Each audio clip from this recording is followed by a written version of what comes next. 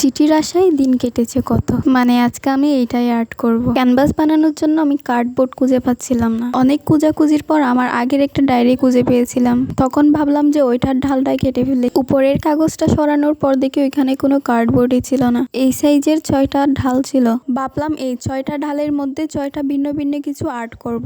আচ্ছা, এইবার ভিডিওতে আসি। তো এখানে আমি ব্যাকগ্রাউন্ডের কাজটা শেষ করার পর মেঘের কাজগুলো করতেছি। তো আমি এখানে একটা ভুল করেছিলাম। আমি এখানে কাগজের উপর অ্যাক্রিলিক কালার ইউজ করতেছিলাম। একটা কালারের উপর যখন অন্য একটা কালার দিচ্ছিলাম, নিচের কালারটা উঠে যাচ্ছিল, যার কারণে মেঘগুলো দেখতে খুব বাজে হয়েছে। তো এরপর আমি এই কালারগুলোর সাথে একটু পানি মিক্স করে ইউজ করেছিলাম। তো এরপর আর রং উঠে আসার ঝামেলা হচ্ছিল না। আচ্ছা, তো এইখানে আমি ছোট বক্সটাও এঁকে নিচ্ছি আর কিছু কিছু ডিটেলসও অ্যাড করে দিচ্ছি। ছোট্ট একটা চিঠির খামও অ্যাড করে দিয়েছিলাম। কি জানি কার চিঠি কার খাম, এখন তো কেউ কাউকে চিঠিই দেয় না।